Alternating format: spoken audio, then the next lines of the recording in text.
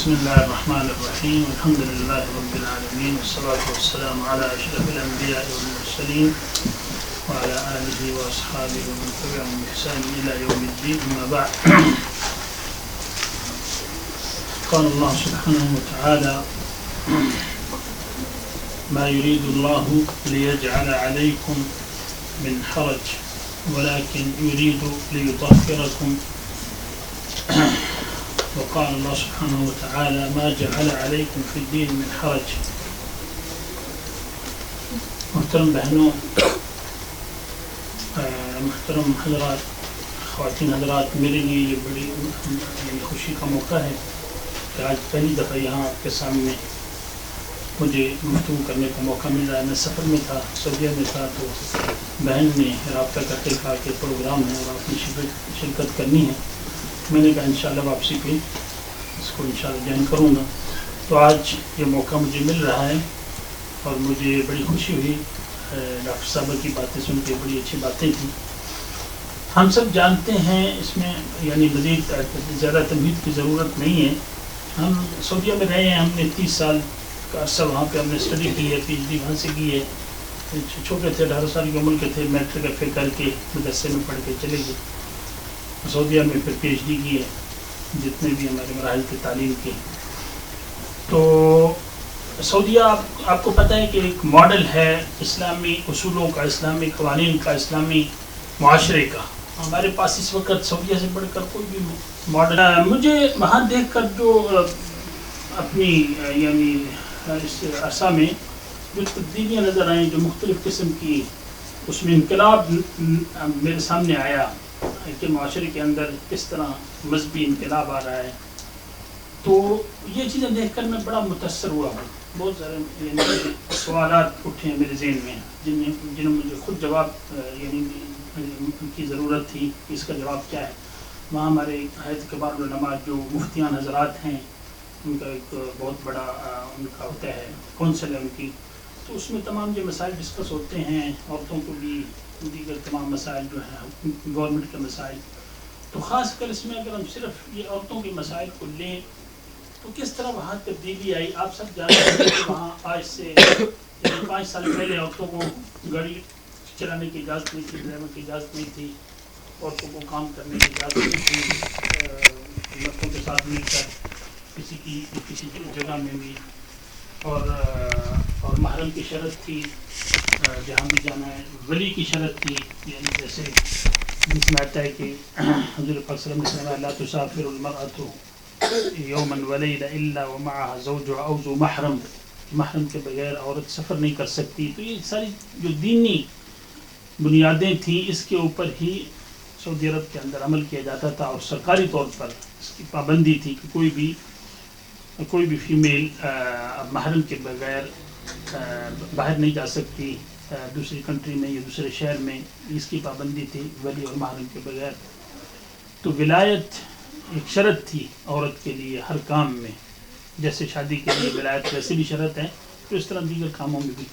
تو ایک بہت بڑا انقلاب میں نے دیکھا سعودی عرب کی اس طویل عرصہ میں. تو میرے اندر بہت سارے خود یہ اس طرح کے سوالات آئے کہ یہ اسلام میں یہ تبدیلی کی کتنی گنجائش ہے اور نہیں ہے. اور عائشہ بہن نے جب مجھ سے پوچھا کہ آپ کا ٹاپک کیا ہوگا، تو میں نے کہا میرا ٹاپک یہ ہوگا کہ دین میں یعنی عورتوں کے لیے، خواتین کے لیے کیا آسانیاں ہیں. یہ ایک جنرل میں اس کو زیادہ پسند کرتا ہوں اس ٹاپک کو. تو اللہ تعالیٰ نے دین میں جو ایک ضابطہ بیان فرمایا ہے وہ ہے کہ یرید اللہ بکم اليسر ولا یرید بکم العسر. اللہ تعالیٰ آسانی چاہتے ہیں ہر معاملات میں، عبادات ہوں، اپنا معاملات ہوں، کاروبار ہو، اور انسانی گھریلو زندگی ہو، معاشرتی زندگی ہو. تو جہاں آسانی ہو اس کو لینا چاہیے. جیسے ایک حدیث میں آتا ہے کہ حضور پاک صلی اللہ علیہ وسلم فرماتی ہیں ما خیر النبی صلی اللہ علیہ وسلم بین امرین الا اختار ایسرہما، کہ جب آپ کو 2 قسم کے کام آپ کے سامنے آتے، ایک مشکل ایک آسان ہوتا، تو آپ جو آسان ہوتا اس پہ عمل پیرا ہوتے. تو یہ جنرل ایک قاعدہ اور ضابطہ ہے کہ دین میں آسانی ہے. اس کو میں نے اپنے جو ٹاپک میں عنوان دیا تھا رفع الحرج، یعنی علماء نے ایک جو اس کے ضابطے بنائے ہیں یا اصول فقہ کے جو ضابطے جو اصول فقہ میں بنائے گئے ہیں دین کی آسانی کے لیے ان آیات اور احادیث کو اکٹھا کر کے، وہ ہے رفع الحرج یا المشقۃ تجلب التیسیر، کہ جہاں مشقت نظر آ رہی ہے تو وہاں آپ کو آسانی تلاش کرنی چاہیے، آسان راستہ آپ کو اس کے اوپر عمل کرنا چاہیے۔ رفع الحرج کا مطلب یہ ہوتا ہے مشقت ہے، بہت زیادہ آپ کے اوپر بوجھ ہے، کوئی کام کرنے کا مذہبی کام ہے، دینی کام ہے، آپ نے اس کے اوپر عمل کرنا ہے تو آپ کو بوجھ لگ رہا ہے، پریشانی لگ رہی ہے، مسائل ہیں، ڈپریشن ہے بہت سارے، تو آپ کو کوئی آسان راستہ اس میں ملنا چاہیے۔ تو یعنی حرج یعنی مشقت کو اٹھانا، رفع الحرج یعنی مشقت کو دور کرنا۔ اس بارے میں قرآن پاک میں جیسے میں نے یاد پڑھی ہے، ما جعل علیکم فی الدین من حرج، یہ سورہ حج میں 78 نمبر آیت ہے، اللہ تعالیٰ نے دین میں کوئی حرج نہیں رکھا، کوئی آپ کے لیے مشقت نہیں رکھی۔ اور دوسری آیت میں ما یرید اللہ لیجعل علیکم من حرج، اللہ تعالیٰ نہیں چاہتا کہ آپ کی زندگی میں آپ کو کوئی مشکل پیش آئے۔ تو یہ ساری چیزیں ملا کے ہمیں ایک جنرل ایک قاعدہ اور ضابطہ جو علماء نے بنایا وہ یہ ہے کہ ہر وہ چیز جس میں مشقت ہو، مشکل ہو، آدمی کو اس کو عمل کرنا مشکل ہو، تو اس میں اسلام میں گنجائش ہوتی ہے، اس کی حدود ہیں، اس کی باؤنڈریز ہیں مختلف، ان کو سامنے رکھ کر۔ اس کی ایک جنرل مثال یہ ہے کہ حجۃ الوداع کے موقع پر کہ حضور پاک صلی اللہ علیہ وسلم نے آخری حج کیا، اور وہی آپ کا پہلا اور آخری حج تھا ہجرت کے 10ویں سال۔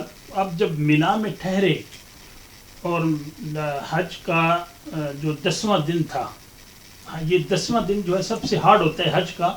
آپ میں سے ماشاءاللہ بہت سے ہماری بہنوں نے حج کیا ہوگا کہ حج کا جو 10واں دن 8 کے دن سے حج شروع ہوتی ہے 8 ذی الحجہ سے، تو اس میں مینا میں صرف بیٹھنا ہے، خیمے میں بیٹھنا ہے، نماز ادا کرنی ہے، 9 کو آپ نے عرفات میں جانا ہے، نماز ادا کرنی ہے، وہاں پہ وقوف کرنا ہے۔ جب 10واں ذی الحجہ جاتا ہے مینا میں واپس آنا ہے، تو اس دن کام اتنے ہیں کہ آدمی کو فرصت ہی نہیں ملتی۔ ایک تو 2 دن کی تھکاوٹ ہے، عرفات میں گیا ہے، نہ سونے کی جگہ ہے، نہ کھانے کو کچھ ملا نہ ملا، واپسی مزدلفہ میں رات کو آئے اور وہاں بھی سونے کی جگہ نہیں ہوتی، سیدھا آپ نے کنکری کے اوپر ہی سونا ہوتا ہے۔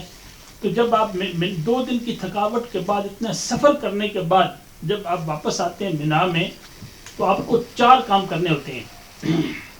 سب سے پہلے ترتیب کے اعتبار سے یہ ہے کہ آپ کو کنکریاں مارنی ہیں، جو بڑا شیطان ہے الجمرۃ العقبہ الکبریٰ، اس کی آپ نے اس کو کنکریاں مارنی ہیں۔ اس کے بعد پھر آپ نے قربانی کرنی ہے، قربانی کے بعد آپ نے بال کٹانے ہیں، بال کٹانے کے بعد آپ نے طواف افاضہ کرنا، جو سب سے بڑا طواف ہے حج کا۔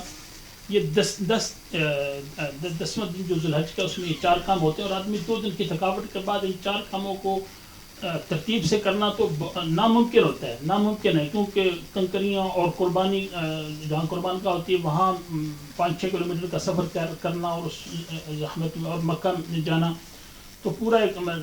تو اس موقع پر جب حضور پاک صلی اللہ علیہ وسلم نے حج ادا فرمایا تو صحابہ کرام کو آپ نے یہ ترتیب بتائی کہ یہ اس طرح حج ہوگا اور اس طرح مینا کا آج کا 10واں کا دن گزرے گا۔ تو اس دن صحابہ کرام سے غلطیاں ہو گئیں۔ کنکریاں مارنے کے بعد لوگوں نے، کسی نے قربانی سے پہلے قربانی نہیں کی اور بال کٹا لیے، اور کسی نے یعنی کنکریوں سے پہلے قربانی کر لی، اور کسی نے سب سے پہلے جا کر طواف کر لیا جو آخر میں کرنا تھا، اور پھر آ کے کنکریاں مارنی۔ تو تقدیم و تاخیر ہو گئی صحابہ کرام سے۔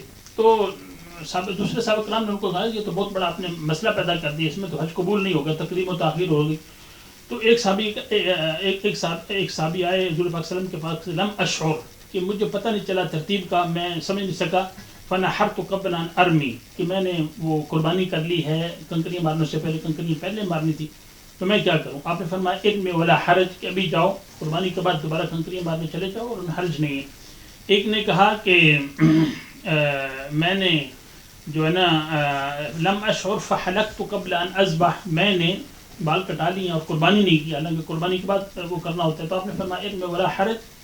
تو ایک صحابی کہتے ہیں کہ اس دن جتنے بھی 1 لاکھ سے زیادہ صحابی تھے، سب سے بڑا حج تھا حضور پاک صلی اللہ علیہ وسلم کا جو حج تھا حجۃ الوداع تھا، تو اس میں 1 لاکھ سے زیادہ حاجی آئے تھے مدینہ سے حج کرنے کے لیے، اور مکہ کے لوگ مسلمان ہو چکے تھے، فتح مکہ ہو چکا تھا۔ تو صحابی کہتے ہیں کہ اس دن کوئی بھی صحابی آیا حضور پاک صلی اللہ علیہ وسلم سے پوچھنے کے لیے کہ مجھ سے یہ غلطی ہوگی، یہ غلطی ہوگی، کل یہ غلطی ہوگی، آج یہ غلطی ہوگی، تو آپ نے فرمایا افعل ولا حرج. آپ کی زبان سے ایک ہی جواب تھا. یعنی اگر آپ کے پاس 100 سوال آئیں گے، 200 400 سوال، یہ تو نارمل ہے نا. 1,00,000 کے اندر اگر صحابہ کرام حج کر رہے ہیں تو مختلف قسم کے سوال آئیں گے. تو آپ نے فرمایا افعل ولا حرج، آپ نے جو کر رہے ہیں ٹھیک کر رہے ہیں، ٹھیک ہے، جو آپ کر سکتے ہیں کریں، جو رہ گیا اس کو بعد میں کر لیں، کوئی مسئلہ نہیں ہے. تو اس سے اس کو دلیل بنایا علماء کرام نے اس حدیث کو کہ آپ اسلام میں اگر تقدیم و تاخیر ہو جائے، کوتاہی ہو جائے، کچھ کام ہو جائے، کچھ رہ جائے، تو اس میں اللہ تعالیٰ آپ کو کوئی مشقت نہیں ڈالنا چاہتے، اللہ تعالیٰ آپ کے لیے آسانی چاہتے ہیں. اس سے بڑی مثال نماز کے میں ملتی ہے. حضرت عبداللہ بن عباس رضی اللہ فرماتے ہیں کہ ایک دن ایسا ہوا، ویسے تو جو حضور پاک صلی اللہ علیہ وسلم نے جو آپ نے تعلیمات دی تھی وہ جو تھی کہ کب نمازوں کو جمع کرنا ہے. نمازوں کو جمع کرنے کے اسباب کیا ہیں کہ آپ سفر میں ہیں، جب آپ سفر میں جا رہے ہیں تو آپ ظہر اور عصر کو اکٹھے کر سکتے ہیں، مغرب اور عشاء کو اکٹھے کر سکتے ہیں، یا بارش ہو تو آپ اکٹھی کر سکتے ہیں، یہ تو معروف ہے نا. ایک دن ایسا آیا، عبداللہ بن عباس کہتے ہیں کہ حضور پاک صلی اللہ علیہ وسلم نے ظہر اور عصر کو جمع کیا، اکٹھا پڑھا. نہ اس دن آپ سفر میں تھے نہ بارش میں تھے، کوئی سبب نہیں تھا. تو بعد میں لوگوں نے پوچھا، عبداللہ بن عباس فقیہ تھے، سمجھنے والے تھے ان سارے مسائل کو، کہ آپ حضور پاک صلی اللہ علیہ وسلم نے یہ کام کیوں کیا، یعنی بغیر سبب کہ آپ نے نماز جمع کر دی، تو ایسا ہو سکتا ہے؟ تو عبداللہ بن عباس فرماتے ہیں کہ اراد اللہ یحرج امتہ، حضور پاک صلی اللہ علیہ وسلم نے اس طرح یہ نمازیں اس لیے جمع کر دی ہیں کہ کبھی کوئی ٹینشن مسائل آ جائے زندگی میں اور نمازوں کو اکٹھا کرنا پڑے، نماز مسلمانوں نے پڑھنی ہے، تو اس میں ان کو کوئی مشقت نہ ہو، ان کے پاس ایک ماڈل، ایک مثال، ایک اسوہ ہو. کہ حضور پاک صلی اللہ علیہ وسلم نے ایسا کیا تھا. ہوتا کیا ہے کہ بعض دفعہ کوئی پارٹی ہے، بہت زیادہ لوگ آئے ہوئے ہیں، آدمی کے گھر میں ہے یا ہال میں ہے، تو چیف گیسٹ آ گئے ہیں، بڑے سرکاری تو آدمی اس میں مصروف ہو جاتا ہے، تو نماز وقت پیدا نہیں کر سکتا. تو کیا کرتا ہے کہ زور کی نماز کو ڈیلے کرتا ہے، تاخیر کرتا ہے، حتیٰ کہ جب عصر کا وقت آتا ہے اکٹھے پڑھ لیتا ہے. یہ تو نارمل ہمارے ہاں ہوتا ہے. تو ایسا کوئی نہ آدمی کہے کہ آپ نے یہ کیا کیا، آپ نے زور اور عصر اکٹھی کر لی، آپ سفر میں بھی نہیں تھے، بارش میں بھی نہیں تھے. تو مطلب یہ ہے کہ رفع الحرج، کہ ایسے جو انسان کو ٹینشن ہوتی ہے بعض دفعہ دین کے مسائل میں، یعنی میں نے یہ موضوع رکھا ہے کہ دین میں آسانیاں کیا ہیں، کہ یعنی دین کے مسائل میں ٹینشن نہیں ہونی چاہیے. یعنی ہم نے ماشاءاللہ ڈاکٹر صاحب کی بات سنی، مجھے بہت اچھی لگی، بڑی بڑی اچھی باتیں کی انہوں نے آپ کے لیے. یہ دیکھ کے ہمیں، یہ سن کے ہمیں خوشی ہوتی ہے. یعنی دین کے اندر جس کو ایک ہوتا ہے رخصہ اور ایک ہوتا ہے عزیمہ، یہ دو قسمیں ہیں دین کے اندر. پورا دین دو حصوں میں تقسیم ہے. عزیمہ کہ یہ اصل حکم ہے، یہ اصل ہے، یہ چیز ہے، پردہ آپ نے کرنا ہے، پردہ آپ کے اوپر فرض ہے، کوئی اس میں اختلاف نہیں ہے. آپ کو اگر آپ نے سفر کرنا ہے گھر سے باہر دوسرے ملک میں، دوسرے کنٹری میں، حج کے میں آپ نے جانا، حج کے لیے آپ کو ایک ظاہر محرم کی شرط ہے، محرم نہ ہو تو حج فرض نہیں ہوتا. یا آپ نے دوسری کنٹری میں جانا ہے یا دوسرے شہر میں جانا ہے تو محرم شرط ہے. یہ عزیمہ ہے، یہ اصل ہے. جو بھی احکام ہیں دین کے وہ اصل ہیں.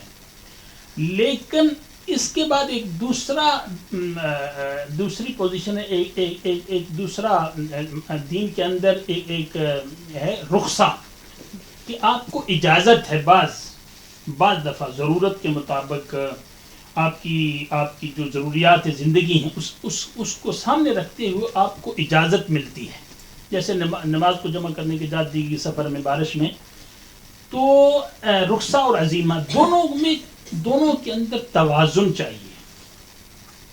یعنی ہمارا سب سے بڑا مسئلہ یہ ہے، ہمارے تمام اسلامی معاشروں میں، خاص سعودی عرب ہو، خواہ ہم پاکستان میں ہوں، کسی ملک میں بھی ہوں، یعنی ہم صرف اس وقت خواتین کے مسئلے پر آتے ہیں. اسلام کے اندر جو مسلم خواتین کے جو مسائل ہیں، صرف اسی کو ہم فوکس کرنا چاہتے ہیں کہ توازن ہونا چاہیے. افراط اور تفریط پایا جاتا ہے. مسئلہ یہ ہے افراط اور تفریط ہے. اگر ہم اپنے مذہب کو دیکھیں، اس کے اندر ہر قسم کے احکامات موجود ہیں، اس کے اندر ساری چیزیں موجود ہیں، اس کے اوپر عمل کرنا چاہیے. لیکن بعض دفعہ ایسا موقع آتا ہے کہ انسان کو رخصت کی ضرورت ہوتی ہے. اسلام کو رفع الحرج، مشقت کو وہاں پہ ختم کرنا ہوتا ہے. لا یکلف اللہ نفسا الا وسعها، جو قاعدہ اور ضابطہ بڑا پورے دین میں نماز ہو، پردہ ہو، جو بھی مسئلہ ہو آپ کا، کہ ہر اپنی طاقت کے مطابق، آپ کی طاقت کتنی ہے، نماز کھڑے ہو کر نہیں پڑھ سکتے تو بیٹھ کر پڑھو، بیٹھ کر نہیں پڑھ سکتے لیٹ کر پڑھو، بیمار ہیں، ہاسپٹل میں ہیں، آکسیجن لگی ہوئی ہے، یہ ہے وہ ہے فلاں، جو بھی آپ نے اپنی پوزیشن کو دیکھنا ہے، آپ کی ہمت اور طاقت کتنی ہے، یہ نماز کا مسئلہ ہے، اور باقی مسئلے تو خود بخود ہی وہ کم ہو جاتے ہیں. تو تمام ہمارے جو معاشرتی مسائل ہیں اس میں بھی یہی چیز ہوگی کہ آپ کی ضروریات کیا ہیں. مجھے اس معاملے میں ایک قاعدہ اور ضابطہ بڑا اہم ہے، میں اس کو سامنے رکھ کر 2-3 مثالیں آپ کے سامنے رکھتا ہوں، ٹائم میرے خیال میں کم ہے. ہمارے علماء کرام میں، اور خاص کر ہمارے بڑے علماء کرام ہیں، ابن شیخ الاسلام ابن تیمیہ، ابن القیم، وہ جب دین کی اسٹڈی کرتے ہیں، پورے جرنل تمام احادیث کو، تمام آیات کو سامنے رکھتے ہیں، تو اس میں ایک قاعدہ اور ضابطہ بناتے ہیں ساری چیزوں کو سامنے رکھ کر. ایک قاعدہ اور ضابطہ اس سلسلے میں انہوں نے یہ بنایا: ما حرم سدا للذریعہ ابیح للحاجۃ والمصلحۃ الراجحہ. کیا مطلب اس کا؟ ما حرم سدا، حرام ایک چیز حرام ہے، ٹھیک ہے، اسلام نے حرام کی ہے، لیکن حرام میں 2 قسمیں ہیں. یعنی جو مطلب ایک حرام یہ ہے کہ بذاتی ہی خنزیر حرام ہے، کتا حرام ہے، یہ حرام، یہ بذاتی ہی اس کا، یعنی یہ چیز، یہ جانور، اس کا گوشت کھانا حرام ہے، ٹھیک ہے نا. شراب حرام ہے، یعنی زنا حرام ہے، یہ چیز بذاتی ہی حرام ہے، اس کا کوئی بھی چیز ہے وہ حرام ہوگی. ایک ہے حرم سدا للذریعہ، بعض دفعہ اسلام میں ایسی محرمات ہیں، چیزوں سے روکا گیا، منع کیا گیا ہے، جو ذریعہ ہیں حرام کا، جو بذات خود حرام نہیں ہے، لیکن وہ کرنے سے آپ حرام تک پہنچ جاتے ہیں. تو یہاں یہ 2 قسمیں ہیں اسلام میں. ایک بذات خود حرام ہے، اس کے قریب بھی نہیں جانا، آپ اس کے قریب بھی نہیں جا سکتے، آپ بالکل اس کو کبھی بھی اس کو، یعنی آپ یہ کوشش کریں کہ اس سے دور رہیں. لیکن ایک بذات خود حرام نہیں ہے، بلکہ حرام اگر وہ کرتے ہیں عادت ہو جاتی ہے تو پھر حرام تک آپ پہنچ جاتے ہیں. تو کچھ چیزیں اس لیے حرام کر دی ہیں. جیسے میں آپ کی مثال خواتین کے اس بات میں دیتا ہوں کہ یعنی عورت کی طرف نظر، غیر محرم عورت کی طرف دیکھنا حرام ہے اسلام میں. یہ ہم نے طے کر دیا، حدیث میں آ گیا، ٹھیک ہو گیا. لیکن یہ بذات خود حرام ہے یا اس کی وجہ سے حرام کی طرف آدمی جاتا ہے، یعنی حرام کا سبب ہے، حرام کا وسیلہ ہے بذات خود. اگر ہم دیکھیں کہ شریعت نے جب انسان شادی کرنا چاہتا ہے تو اس کے لیے اس کو ضرورت ہے، جس لڑکی سے اس نے شادی کی ہے اس سے ضابطہ بات ہو گئی ہے، والدین کے ذریعے سب کچھ ہو گیا ہے، تو اسلام نے یہاں پہ اجازت دے دی اس کو کہ وہ اپنی جس سے شادی کرنا چاہتا ہے اس عورت کو دیکھ سکتا ہے. النظر الی المخطوبہ، تو اس کو دیکھ سکتا ہے، اس کے ساتھ بیٹھ سکتا ہے، والدین کی موجودگی میں گھر میں بیٹھ کر سب لوگوں کے ساتھ اس کو دیکھ سکتا ہے. تو یہاں کیا ہوا کہ اس کو اجازت دے دی. اسی طرح ڈاکٹر ہے، ہسپتال میں ہے، فیمیل آتی ہے، مریض ہے، بیمار ہے، تو اس کو دیکھنے کی ضرورت ہے، چیک اپ کی ضرورت ہے. تو وہ جہاں اس کو تکلیف ہے، جہاں اس کو چیک اپ کرنا ہے، جہاں اس کے جسم کا جو حصہ ڈاکٹر دیکھنا چاہتا ہے، جب تک نہیں دیکھے گا اس وقت علاج نہیں ہو سکتا. تو یہ کیا ہے؟ ضرورت ہے. یعنی دیکھنا حرام تھا، عورت کے جسم کو دیکھنا حرام تھا، لیکن بذات خود حرام نہیں تھا، بلکہ یہ حرام اس لیے حرام کیا گیا کہ اس سے آپ حرام تک پہنچ جاتے ہیں، خوف ہے، لیکن ضرورت کے وقت اس کی اجازت دے دی. اس کی ایک بڑی عجیب مثال جو علماء کرام نے دی ہے نا، اس کی سب سے بڑی مثال یعنی حضرت عائشہ رضی اللہ تعالیٰ عنہ کی زندگی میں کیسے ہوا. ہمیں معروف ہے کہ وہ ایک غزوہ میں حضرت عائشہ رضی اللہ تعالیٰ عنہ پیچھے رہ گئی. حضور پاک صلی اللہ علیہ وسلم صحابہ کرام کے ساتھ جب غزوہ سے فارغ ہوئے تو وہاں سے مدینہ جا رہے تھے. تو ہوا کیا ہوا کہ حضرت عائشہ رضی اللہ عنہ پیچھے رہ گئی اور قافلہ نکل گیا. تو ان کا ہر ہاتھ جو ہے وہ گم ہو گیا تھا. آپ قضاء حاجت کے لیے دور چلی گئی ذرا لشکر سے، تو وہاں پہ ہار جو وہ گم ہو گیا. تو عائشہ رضی اللہ عنہ اس کی تلاش میں وقت لگ گیا اور ان کو پتہ نہیں چلا کہ عائشہ ہودج میں ہیں کہ نہیں، وہ بیٹھی ہیں اپنی جگہ پہ کہ نہیں، اور قافلہ جو ہے وہ نکل گیا، حضور پاک صلی اللہ علیہ وسلم بھی چلے گئے، حضرت عائشہ رضی اللہ تعالیٰ اکیلی رہ گئی اس رستے میں بیٹھی، انتظار میں بیٹھ گئی کہ اللہ تعالیٰ کوئی سبب بنائے گا، کیا کرے گا. یہ بخاری کی حدیث معروف ہے. تو اس کے بعد ایک صحابی پیچھے رہ گئے تھے، صفوان بن ابن المعطل رضی اللہ تعالیٰ عنہ پیچھے رہ گئے تھے قافلے سے. تو وہ آئے، انہوں نے دیکھا یہ کون ہے، رستے میں ایک عورت بیٹھی ہوئی ہے اکیلی. عائشہ کہتی ہے کہ انہوں نے مجھے دیکھا ہوا تھا جب پردہ ابھی حکم نہیں آیا تھا پردے کا، تو اس نے مجھے پہلے دیکھا ہوا تھا اور میرے جسم کو دیکھا ہوا تھا، میری آواز انہوں نے پہچانی ہوئی تھی. تو میں بولی، انہوں نے پوچھا تو وہ پہچان گئے کہ یہ تو عائشہ رضی اللہ تعالیٰ عنہ ہے، تو یہ کیسے پیچھے رہ گئی. تو انہوں نے یہ بتایا یہ ایسا ہوا، یہ واقعہ ہوا.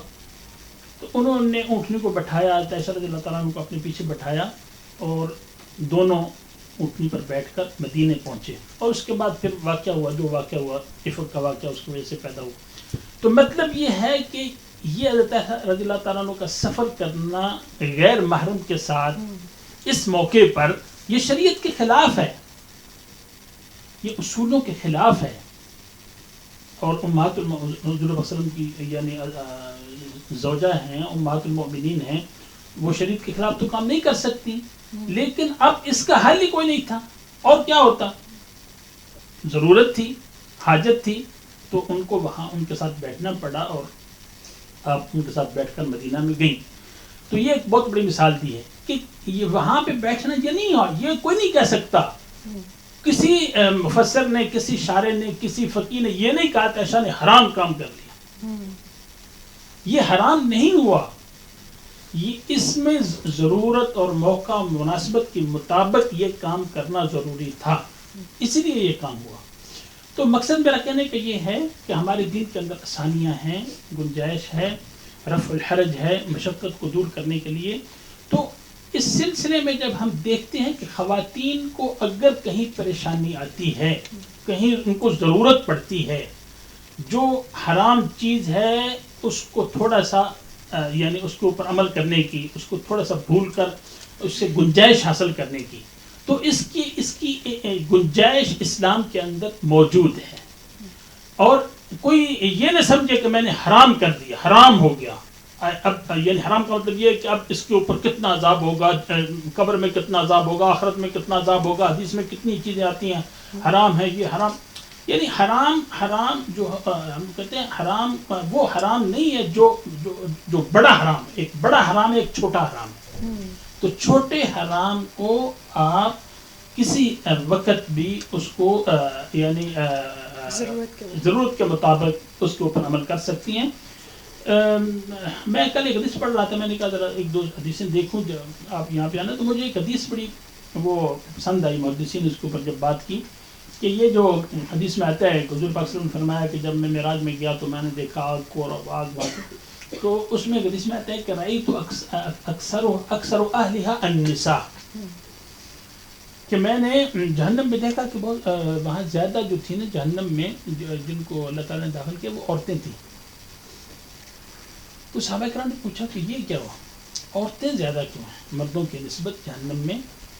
تو اس بارے میں حضور پاک صلی اللہ علیہ وسلم سے سوال کیا گیا، لما یا رسول اللہ، کہ کیوں؟ آپ نے فرمایا بکفرہن، کہ وہ جو ہے کفر کرتی ہیں. قیل یکفرن باللہ، کہ اللہ کے ساتھ کفر کرتی ہیں. قال یکفرن العشیرہ ویکفرن الاحسان، نہیں وہ خامد کی نافرمانی کرتی ہیں. کفر کا مطلب تو نافرمانی ہو گیا نا، اللہ کی نافرمانی کو تو بڑا کفر ہے، اور خامد کی نافرمانی کرتی ہیں اور احسان کو بھول جاتی ہیں. اور آپ اگر ایک عورت کے ساتھ اگر آپ احسان کریں پورا زمانہ، اور پھر آپ سے کوئی چیز ایسی دیکھے جو اس کو پسند آئے، تو پھر کہتی ہے میں نے کبھی آپ سے خیر نہیں دیکھی. یہ معروف حدیث ہے. اب اس سے بعد لوگ کیا استدلال کرتے ہیں کہ عورت ہمیشہ جو ہے نا وہ زیادہ غلط کام کرتی ہیں، وہ گریل میں اپنے خامن کی نافرمانی کرتی ہیں، گھر میں بدتمیزی کرتی ہیں، یہ کرتی ہیں، اس کی وجہ سے وہ جہنم. تو جب میں نے اس کی تشریح پڑھی علماء کرام نے کہا کہ یہ یعنی اس حدیث کا مطلب یہ نہیں ہے کہ یہ عملاً ایسا ہوگا، یہی ہوگا قیامت کے دن، کہ عورتیں جہنم میں زیادہ ہوں گی یعنی اور مردوں کی نسبت، یہ مطلب نہیں ہے.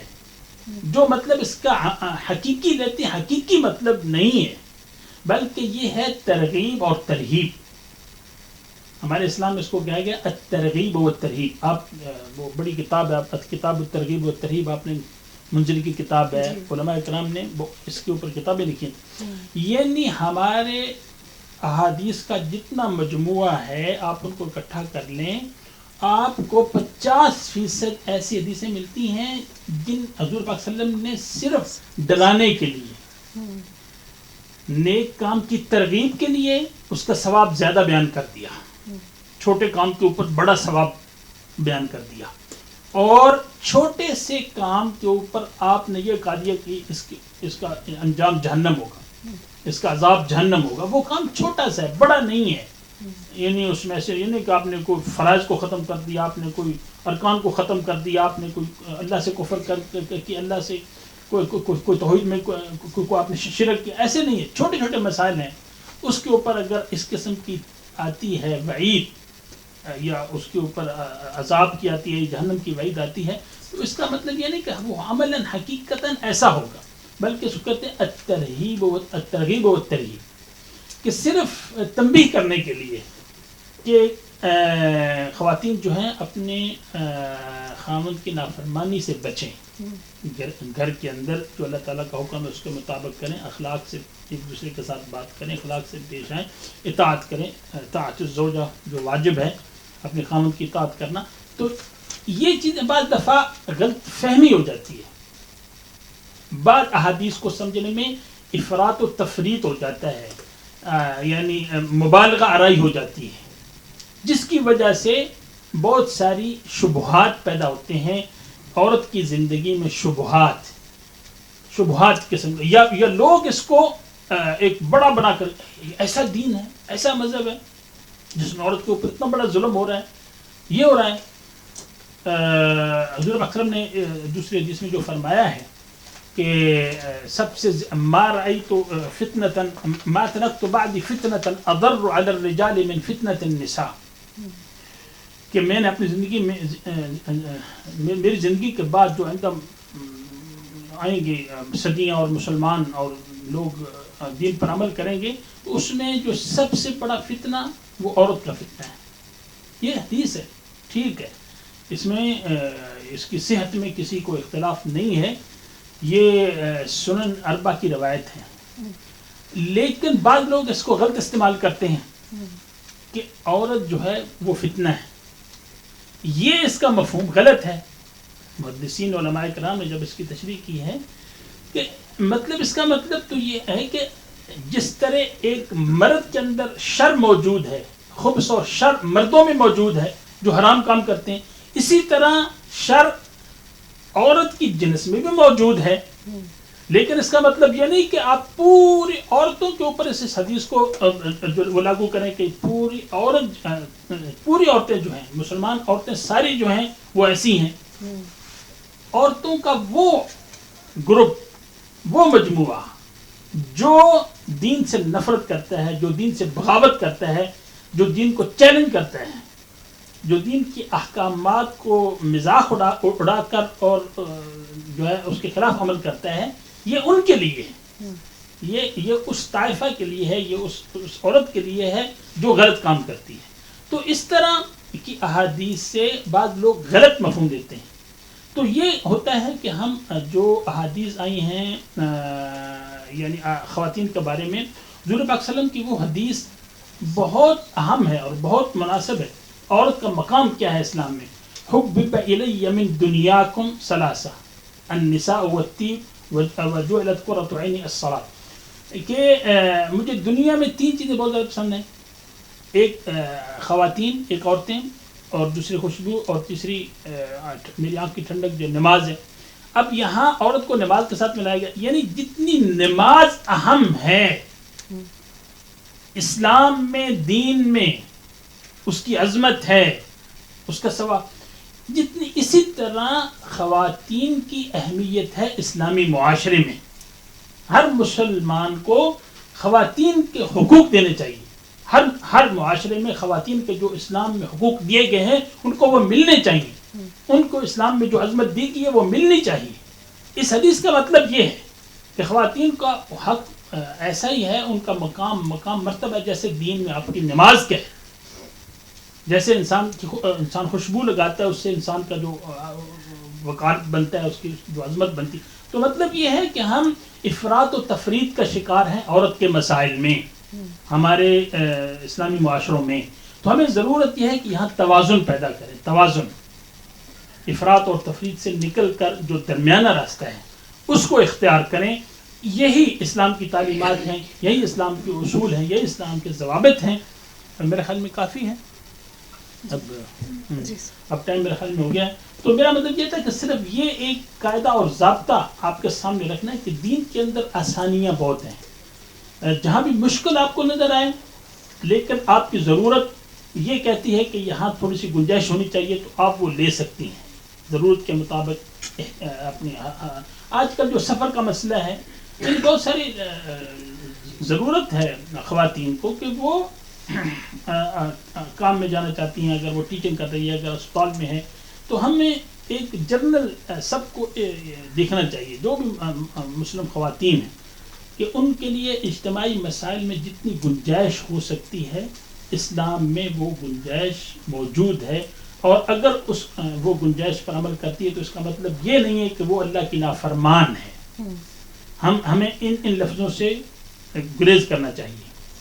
اسلام کے اندر جو اعتدال پسندی ہے اس کو اختیار کرنا چاہیے.